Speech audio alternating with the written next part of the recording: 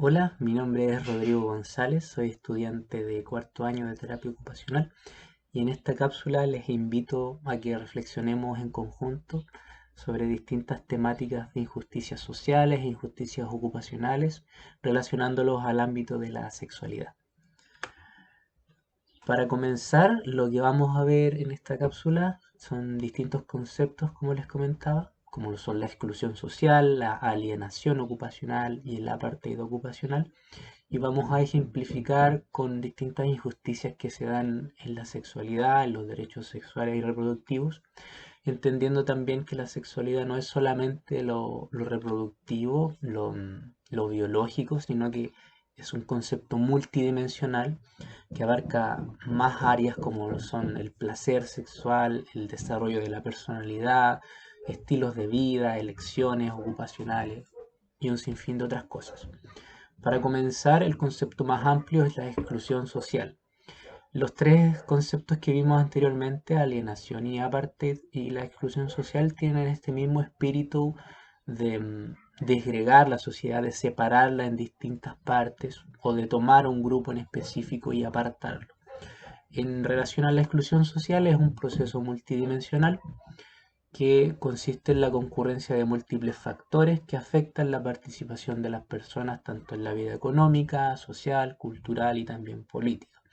Si lo llevamos al plano de la sexualidad y lo asociamos, por ejemplo, a la pobreza, las personas con menos recursos van a tender a tener menor acceso o menores posibilidades de acceso a la educación sexual, menos posibilidades de acceso a los recursos para la anticoncepción, y eso va a llevar a distintas consecuencias como lo son el embarazo adolescente, el riesgo de infecciones de transmisión sexual y un sinnúmero de otras consecuencias.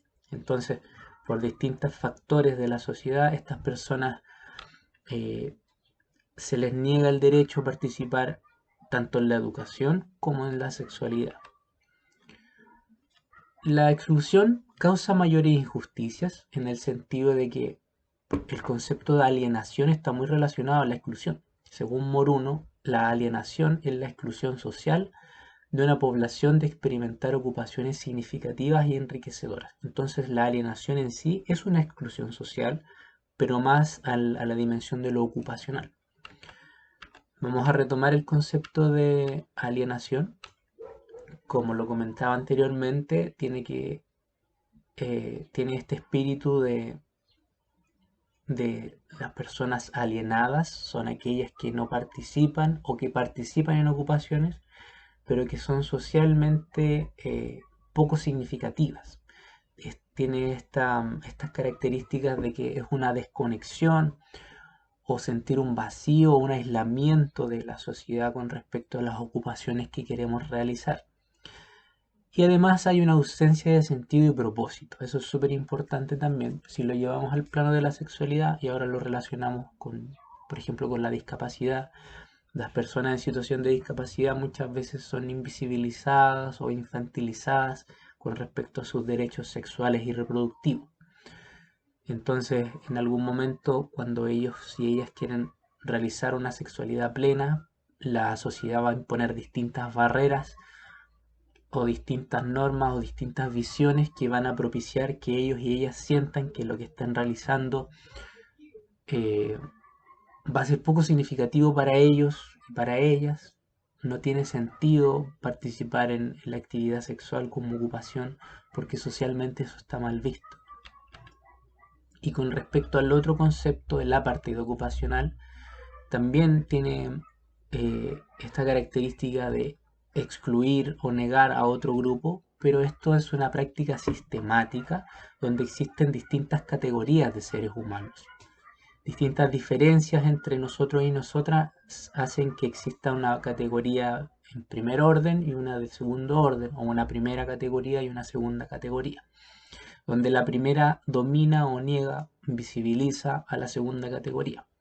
La misma autora Moraga hace una muy buena reflexión sobre el apartheid relacionado a las disidencias sexuales, donde las personas de primera categoría son las personas cisgénero, mientras que las y los de segunda categoría son transgénero. Entonces, la categoría cis ejerce una dominación y una negación sobre la categoría trans.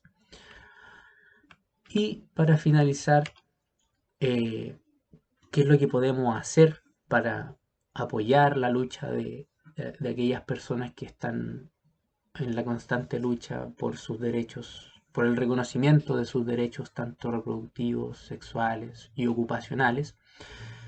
Es que como futuras y futuros terapeutas ocupacionales tenemos que tener en cuenta que la justicia ocupacional va a ser muy importante en el sentido de que debemos propiciar espacios de participación para que las personas puedan elegir, escoger qué es lo que quieren hacer, qué ocupaciones quieren realizar y cómo lo van a hacer. Pero en el mismo sentido, no tenemos que ser las y los protagonistas de su lucha. Tenemos que ser más bien una herramienta para que ellos y ellas puedan alzar su voz, por ejemplo, apoyando grupos comunitarios, para que escriban nuevas políticas públicas, apoyando distintos movimientos, activistas, siendo más que nada una herramienta, un facilitador para que esos grupos puedan llegar a crear una sociedad como lo buscan ellos y ellas.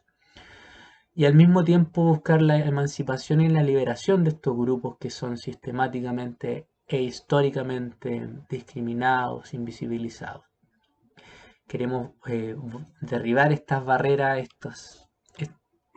estas cadenas que sostienen a estos grupos, para que puedan crecer como personas y finalmente puedan realizar el pleno disfrute de sus derechos humanos, sexuales, reproductivos y también ocupacionales. Finalmente, las referencias de mi trabajo, y espero que les haya parecido una cápsula muy interesante. Hasta la próxima.